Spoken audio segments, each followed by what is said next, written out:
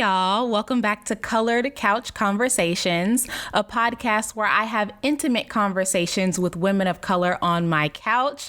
I hope you can hear the excitement I have in my voice today because I have one of my favorite people on.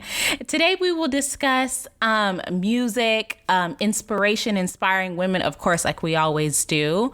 We will discuss what we have, if that makes sense, but it will later on. And we will discuss marriage and what that means to us as two married women.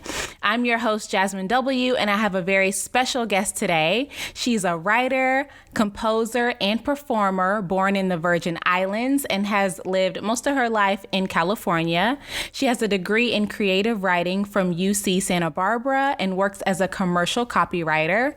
She's currently writing a non-fiction novel about travel, spiritual experiences, and family heritage. Ugh, sounds so exciting. Her studio album, Ego Trip, is streaming everywhere and available in limited edition vinyl on her website, www.AlishaWesterman.com. I also love her lovely movement videos that she posts regularly on Instagram. This is my friend and fellow creator, Alisha Westerman. Hello, Jazmyn. It's so nice to see you again. Oh, so good to see you. Alisha and I met in acting class, y'all.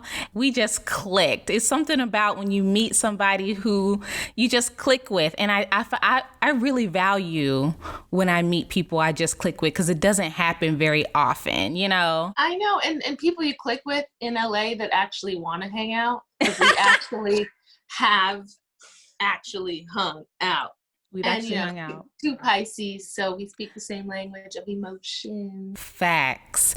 And you know what I appreciate about you? And this is something that I had to learn growing as a woman. But one thing that Alisha unapologetically does is when she can't hang out or doesn't feel like it, she'll say, not today.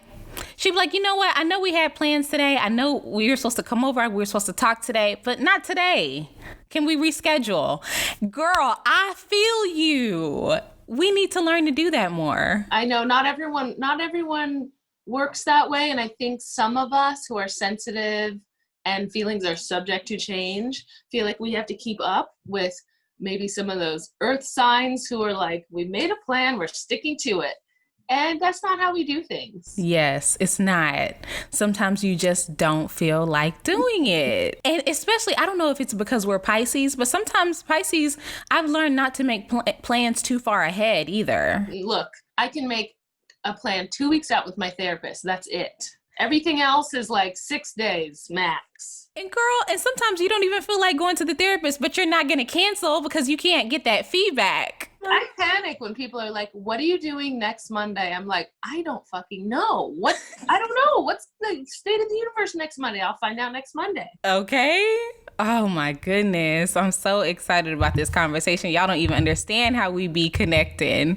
Okay, well, we always start off the episode with a quote of the day. And Alisha, you know this quote because you picked it. It is, those that don't got it can't show it. Those that got it can't hide it, by Zora Neale Hurston, an American author. I didn't know she was an anthropologist, and she's a filmmaker. She's portrayed racial struggles in the early 1900s American South and published research on hoodoo, which I did not know. But the most popular of her 4 novels is Their Eyes Were Watching God, published in 1937, and I hope you've read it. I think most of us have. Alisha, what does this quote mean to you? Well, it's interesting. You know, I was going through a bunch of quotes, and a lot of them were really long. A lot of them were by writers. But this one popped out because, well, one, my mom had put it in a birthday card to me recently, which I thought was so sweet. Wow. And she gave me the book that it's from as well. But 2, it's about energy. You know, it's about like the truth that can't be denied, you know, within. And it's simple and it says a lot. It does. And it can speak to anybody differently. Yeah. I mean, I think it's about reading people, reading energy, and knowing kind of like in the bigger sense, like if you have it, right? Like if you are tapped in to your your truth or not. And, you know, we live in a place where a lot of people are kind of faking it. But, you know, when you're living in your authenticity, you can see that stuff pretty easily. But it's also a good way to check myself. You know, am I in my zone or not? Am I faking something, or am I leading with authenticity? What is it that you have?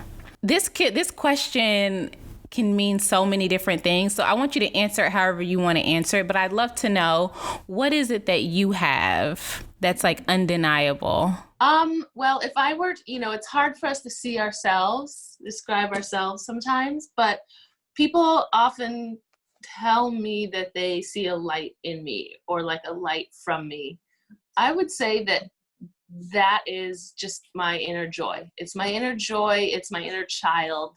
Yeah. And I think just no matter what's happened to me in my life, that I have managed to preserve that, or simply that she's just very resilient and keeps showing up and keeps being sort of my best North Star. That's interesting that you say people see your inner child in you, because I would not have used that particular term to describe you before today, because, you know, it's not something that I would think about, but that is something that I see in you. Like from the first time that I met you, there is this like youth about you, and it's everything that's outside on the outside, but also something coming from within, that you're just so comfortable in your skin and you're so outspoken, you know, and you're so transparent. It's just something, it's very childlike, because kids are like that. You know, they just end up saying whatever they feel. I'm trying to find, there's a reminder I have in my phone. I have it go off like once a week, I think maybe every Monday or every 6 days or so often. And it says, trust what you have is special and great. Yes. And it's just I could get a little emotional thinking about this reminder that goes off in my phone every week, because it's just that little, you can't deny what you have. Nobody can deny it. It's yours. It's special. It's great. And that's what this quote reminded me of. So that's cool. I love that. And, you know, when I think of why that might cause emotion, I think it's because we spend a lot of our times feeling the opposite. Yeah. I mean, we're constantly brainwashed to think the opposite. So it's not just us. It's not our fault. Well, we are, yeah, I mean, I don't know what it is too about, you say we're brainwashed to think the opposite. We're also brainwashed to tell other people that that's not true about themselves, when it actually is. Especially like, we were talking about TikTok before this. I mean, the kids on TikTok really think that they hella positive. Okay. Like, you're not, I keep telling you to start a TikTok for your movement videos. But the kids on TikTok, they'd be like, oh yes, you're wonderful. This is great. You're wonderful. You're amazing. And then when you have something that's honest but not really super positive to say, like, nah, I'm not really feeling that. That doesn't look that good. They'd be like, how dare you? That's like, funny, because, you know, most people don't really, what's the average age TikTok users? 20s, teens? I would say younger than that. I would say the average user, I don't know the data on it, but just from using the app myself, there's a lot of people at different ages on there, but I would say anywhere from like 9 to 18 or something like that. Well, let's talk to them in 20 years and see what they would put on TikTok. Girl. Because, you know, it's later in life that you learn to embrace your vulnerability, that you actually start dealing with your trauma, unless there's 9-year-olds who are lucky enough to be in therapy. Some of them need to be. And you know what? You haven't even gone through anything. Exactly. Or you haven't processed it, and you won't for many, many, many years. Because I'm telling you, I started journaling in 3rd grade and have kept a daily journal since. I'm big on self-reflection. I'm big on self-work. I love working on myself. That's like my hobby for life. I am just now getting to stuff that has affected me my whole life that I had no idea. So, you know, if you're 10 and you're just like, be positive, that's great. Stick with that. See how that works out for you. Is it frustrating to work on yourself for so long and never be done? I don't think it's frustrating to never be done.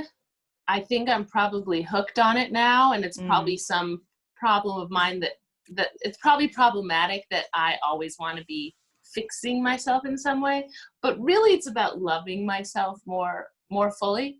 I think what's frustrating is as I work through trauma from childhood, from 20s, whatever, seeing all the ways that it's held me back, because I wanted the same thing since I was young. And so seeing all these puzzle pieces and being like, God darn it, I could have been further along. Now, my astrology chart says, no, you're a late bloomer, you're right on schedule.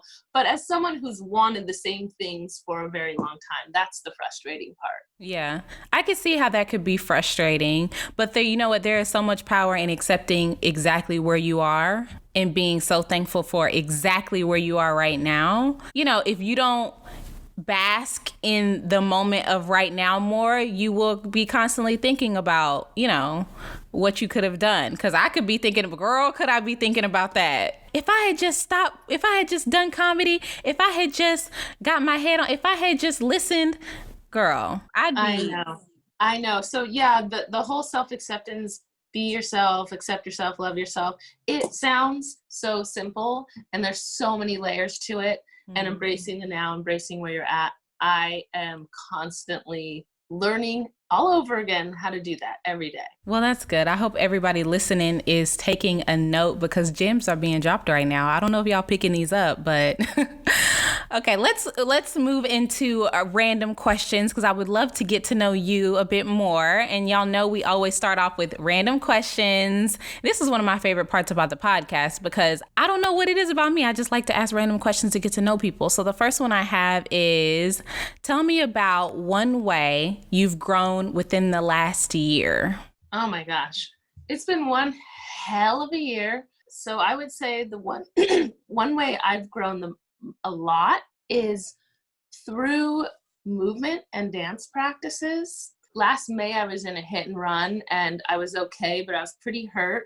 And I really started to look at my system, because it really affected my mind, you know, and I really had to start easing up on how much I pile on my plate. I had to learn to give myself space, both my body, which was compacted from the impact and needed space, not massage, not all this stuff to fix it, just space to unwind, but also in my mental world, in my emotional world, where I just give a lot or absorb a lot or just consume too much, you know, information and media and interacting with friends and my relationship. So I have had to learn to do less, to be still, to be quiet. And one way that has been helpful is dance movement, somatic movement, therapeutic movement, because it helps your mind shut off and your body kind of take over. So you drop in more to your embodied self, which is when you're embodied, you're cooler, you're in flow, you have like the words on the tip of your tongue, like you're just in the groove. You're in the groove. You do a lot of the movement videos online, but when you are out and you're having a good time and you happen to be somewhere social and dancing, do you feel it's free? Yeah, totally. I mean, you know, if the vibe is right. Yeah, I've always loved dancing. Sometimes I might feel a little shy, but no, DJ and one cocktail. Like, I'm not a big drinker, but I love being on the dance floor. I'm goofy. My Instagram videos are much more thoughtful and emotional. On the dance floor, I'm just like, put on some Prince. You know, I had the funniest conversation with a girlfriend, because we were at this she's a comedian, we were at this house party. This was last year. And we said, or I whispered to her, look around the room. The people dancing who are the most free have their arms above their head. Yes. But have you ever noticed that's not how a lot of black women dance? Like we keep our arms down here. We keep our arms below because we are not free, girl. It takes freedom to put your arms above your head. If your arms are above your head, you're either being told put your hands above your head or you're not afraid of getting shot. Period.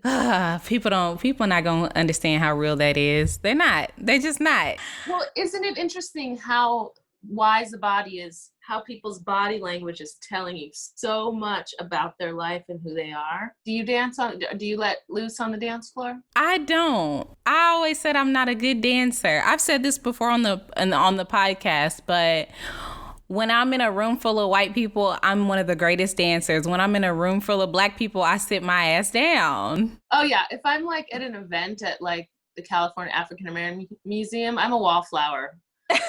I'm just like, so many magical creatures. I feel like an idiot. No, yeah, I'll just be bopping on the side. Yeah, you are me, girl.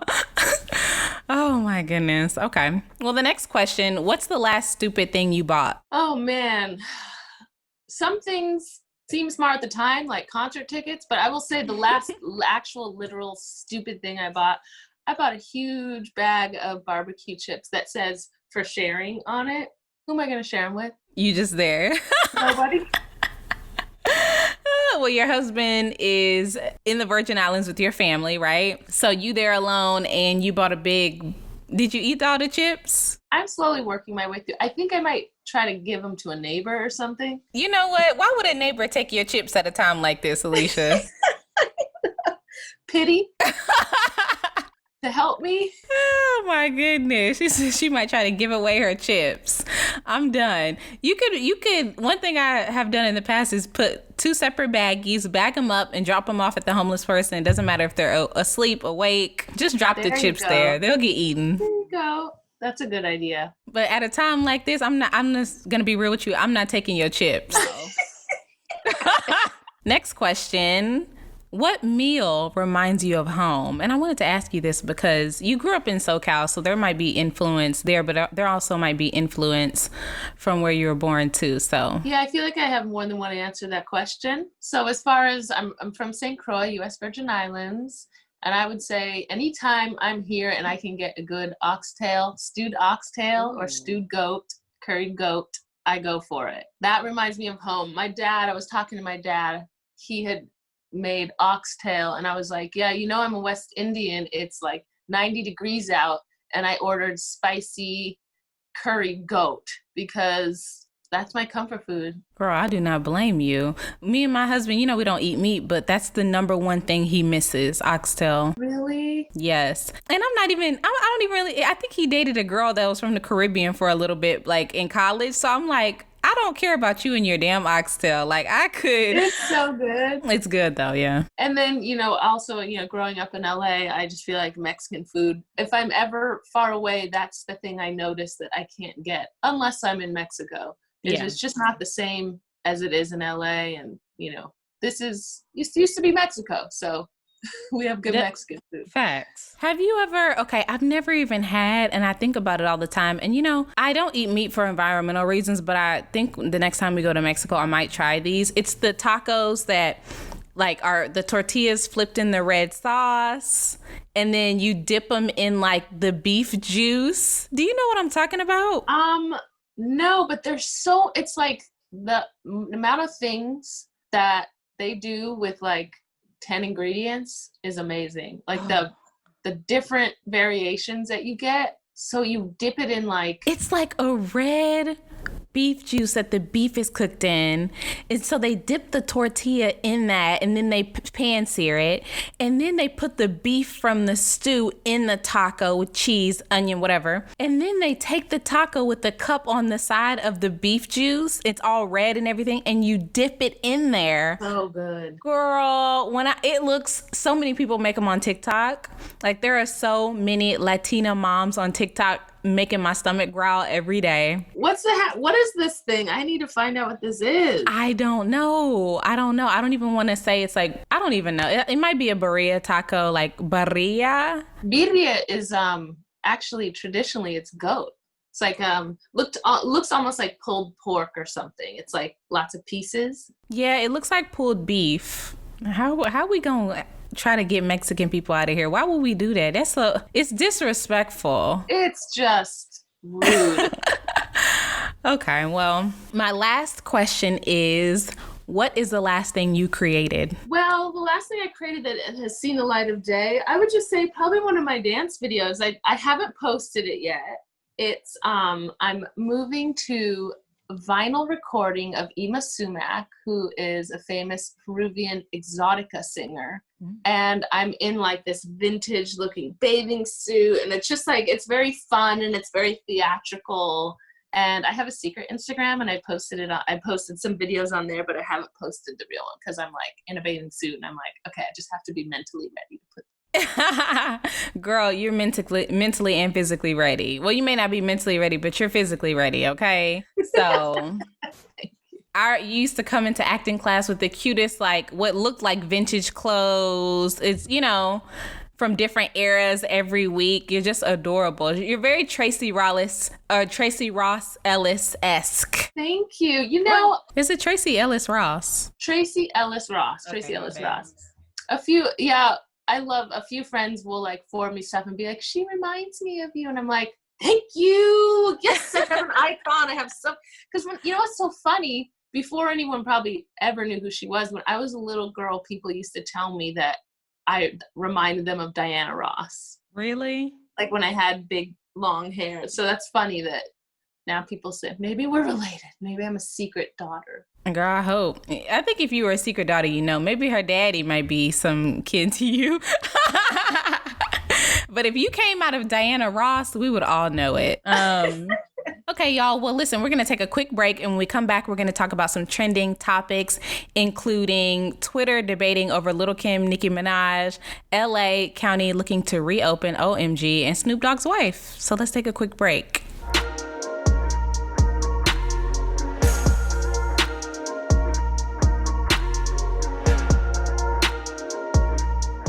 Hey y'all, welcome back to Colored Couch Conversations. I'm here with my good friend and creator, Alisha Westerman, and we are going to talk about some trending topics. Okay, the first one is, I'm not sure if you heard about this, and you probably haven't, Alisha, because you are way high above all of this mess, but I'm not.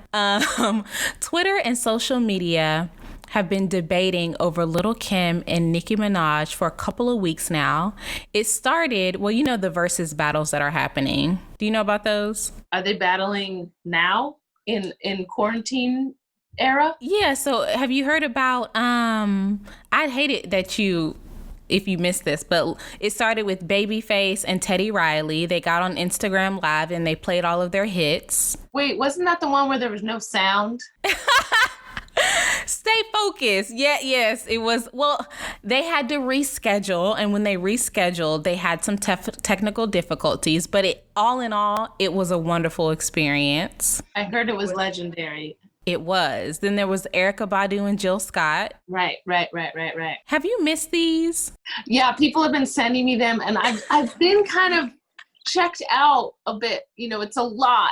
There's a lot of exciting things happening, and I feel like I need to go back and watch this stuff. You might, I don't know if you're able to, but you might be able to. I'm sure you can find it on YouTube and stuff. There's people who screen record it, but it won't be the same, right? No, I know. Okay, well, there's Ludacris and Nelly that happened as well. And they get online, and these hip hop guys who think they know what the hell they're talking about really all the time about everything. It all started when Usher said that Nicki could not battle Lil' Kim, or they could not go toe to toe musically because Nicki Minaj is a product of Lil' Kim. Now, I'm asking you this because we're women, you're a musician, and I'm sure that there are women or other musicians that you respect and admire. But how do we balance respecting them and in some way also, giving them credit for inspiring us, but also kind of considering them peers? Because I kind of feel like Usher said, because Kim came before you, your music cannot measure up to hers, which, is that the right way to think about it? I think what Usher meant was that maybe that Nicki's so derivative of Lil' Kim that it would be like something compared to its echo. You know what I mean? Yeah, I think that is what he meant. There wouldn't really be a competition. That being said, when you're talking about popular music artists, huge artists, they're so much more than an artist. They're also a product. They're an entity. And so it's just not quite the same as like, I made this thing on my own and I'm here up on this like dive bar stage. It's just a different thing. Yeah. You know, there's so much engineering that goes into, you know, maybe not in the days when Little Kim was coming up, but now, I mean, everything's so engineered. That being said, I'm reading this book about creativity and mental illness, or more specifically, hypergraphia, which is the compulsion to write, which I actually have this disorder, quote unquote. Well, yeah, it's about an overwhelming desire to communicate, and it shows up not just in writing, but and they were talking about she mentions this author, Alice Flaherty. She's talking about how beauty replicates itself, how people in the same peer group, in certain pods, artists in certain eras, they, imitate each other, feed off of each other, iterate. And maybe that was not such a taboo thing back when, you know, it was like a tribe. And now there's a lot of competition and everyone wants to be on the top of the chart. And so it becomes an issue for people when someone's being derivative. Do you think it's an issue? I mean, when we're talking about pop music, whatever, there's so much compromise anyways. And it's a miracle that anything actually makes it out feeling whole and touching people, is how I feel sometimes. You have to really fight. I mean, I can't tell you how many times I've watched Beychella just since quarantine. You know, because it's this original creation. Even that is drawing on so many influences. Yeah. So I don't know. Originality for me is not really a problem. I don't know how to be anything but extremely original. There is no blueprint for me. There's no, I'm like that, I'm going to be like that. I just can't do it. Yeah. And I love referencing the people who've inspired me, because it's always a departure and evolution from whatever I've taken as inspiration. That's so interesting that you said it's very natural for us to see one thing, be inspired by it, and it's it can be very natural to be inspired by it so much that you are an echo of the original or another person. You know, I like to say that about my comedy, right? Like, there are parts of Martin Lawrence you should see in my comedy. There are parts of Dave Chappelle that I hope that you see a reflection of. There are parts of my dad.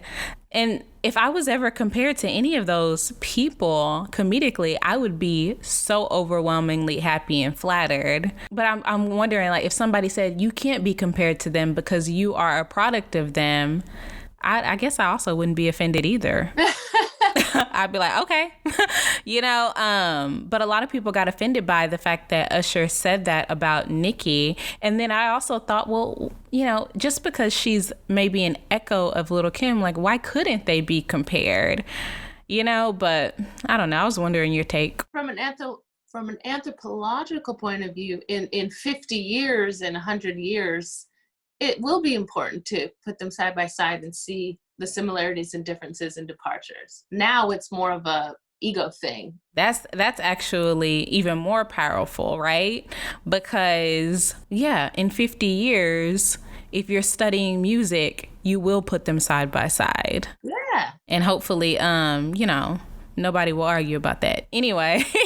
Okay, well, I'm going to keep the pop culture theme going because neither one of us is, if you're watching this on YouTube, you will see that we're not wearing any wedding rings right now because that's not what married women do at home. I don't know if y'all know. But Snoop Dogg's wife posted a meme on Instagram that got a lot of attention. It was reposted by the Shade Room. And it said, "Don't ask me for marriage advice. I took that nigga back 81 times. As a married woman, because I'm married, I chose this because being married is so complicated. It's very complicated. So how do you feel about this statement?" You know, I'm seeing something happen out there. Mature women who no longer have to keep their mouths shut are being more open.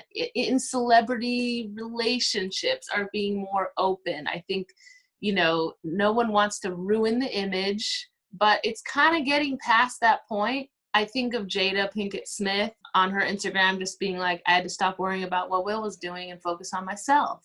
That's kind of a roundabout way, but I find it fascinating. I'm also like, really? 81? Did you count? There's something so interesting about the fact that she said that on social media. I think of Lemonade, an album with the perfect model Black couple where the woman dedicates an entire album to her processing her husband being unfaithful to her. There's something really interesting about that. And it's, it feels different than what, I think there's just been like a tight-lipped stance up until now, and that vulnerability is becoming more part of the culture. So and as far as taking him back, I mean, that's a whole nother matter. The fact that she said it is what I like. Facts. I do love this conversation because without this conversation, I think that I would blindly be the type of person, the type of woman, the type of wife who would say, if my husband ever cheated on me, absolutely, I would leave him. But me being a married woman now and being very mature, and I would like to say for the record, I don't believe my husband has ever cheated on me. But in 15 years, honey, who knows how I'm going to change, how he's going to change, what cute little thing is going to come popping around. And I'm busy worrying about my damn self, showing some attention. I'm not saying that he ever would. And I'm not even saying that if he did, he's a bad person, a bad husband, a bad anything. But now I'm to the realization that I actually care so deeply about this person, about having him as my friend, that I cannot say that I would be like, oh, hell no, I don't know. I truly do not know. And when people bash Beyonce or Snoop's wife, I'm like, first of all, you don't even have a man. Second of all, you don't know what it's like to feel this deeply about someone. And people have arrangements. You don't know anything about their arrangements, okay? Especially when there's a lot of money involved and a lot of contractual agreements beyond just like, do you take this man to be your lawfully wedded husband? I mean, and my husband and I are in an open, on and off open relationship. So that completely changes what is cheating even. It's more about being honest. Honesty. Just like you said, Beyonce is not Becky. Like, Beyonce, she's like signed to Roc Nation, right? Like, that's her management company. This is her business partner, and he has been for 20 years. This is the mother or the father of her kid at the time. This is her almost billionaire. She know where he headed. Who's she gonna be with? Who is she gonna go to next? I don't know. At one point I would have said Brad Pitt, but I feel like he's kind of he's kind of getting back to his roots as just a regular guy. He doesn't have to be a superhuman anymore because he's not with Angelina. I do wonder with Beyonce if, she says if it happens again, he would lose his wife. Mm-hmm. And I'm like, would he? I'm curious, But does she know that? I mean, that does feel like such a definite statement. Like, who knows what kind of arrangement they have? We don't know. She might be a lesbian. We don't know. Girl, hold on now. Really? She might be. I don't know about that. See, this is. I'm just saying you have to allow for. We don't know people's inner lives. Yeah, we know what they choose to show us, and that's what's so interesting to me about celebrity is what we see is what they've chosen to show us. What have they crafted? And there's people who are master crafters, and then there's people who are just sloppy. I mean, I can hardly get out of the house to walk the dogs around the block every day.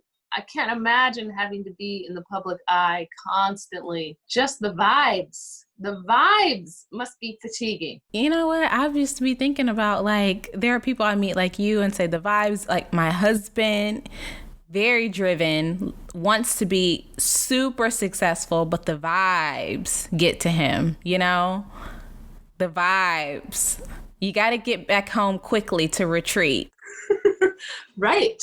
Yeah, everyone has their way of navigating that. Some people go out more and they expand more and they consume more and they socialize more. And some people have to go hide and recharge. Speaking of hiding, speaking of walking your dog and just being out, we both live in LA. They're talking about opening up July the 4th. Will you be going outside? Well, 4th of July is my least favorite holiday of all time. I don't know if how many 4th of Julys you spent here, but it's a war zone. Every dog in the city is terrified and traumatized because there are so many fireworks. If you get up on a roof, it looks like a battle zone from 1875. It's ridiculous. So I usually avoid people at all costs on that day anyway. Mm-hmm. That's definitely going to be the last day that I would ever want to try to venture out to the beach or anywhere. I don't want things to open up again. I know that sounds bad, but I'm scared. I know. Guess what? Me either. I fucking love it here. Why do you love it so much? No, girl, you can cuss. Why do I love it so much? Because I need a lot of time alone, a lot of downtime, because I'm a writer. Writer, and the only way you write is if you are uninterrupted. So you can only distract yourself. I can only distract myself for so long. Also, like, there's trees. I'm by the park. Like, it's pretty. It's quiet. This is what I would choose to do if I wasn't in quarantine. Selfishly, I will admit this right now on the podcast. I love being inside so much. I feel like the world is slowing down so that I can make progress. And I feel like that is very selfish because there are a lot of people who aren't making progress or feel like they aren't right now. And because I feel like I am, I like the way things are exactly right now. There are a lot of people in a crap situation right now. I mean, mine's not perfect. Mm-hmm. I'm a freelancer, so it's been on and off. Yeah. It's a little scary, but I want to receive the gift here. So I'm going to revel in it. Revel in it, y'all. Well, we're going to take a quick break. I know it's getting good. When we come back, we're going to step into the Keep It Real corner, y'all. We're going to give advice to someone who suspects their husband of cheating, which is kind of like something we kind of already been talking about. But let's get into the Keep It Real corner when we come back.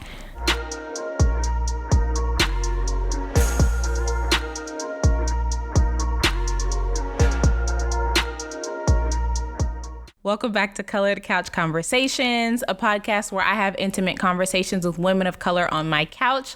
I'm here with Alisha Westerman, and we are now in the Keep It Real corner. Alisha, are you ready to give some advice? I love giving advice, especially when people take it. Me too. I feel the exact same way, girl.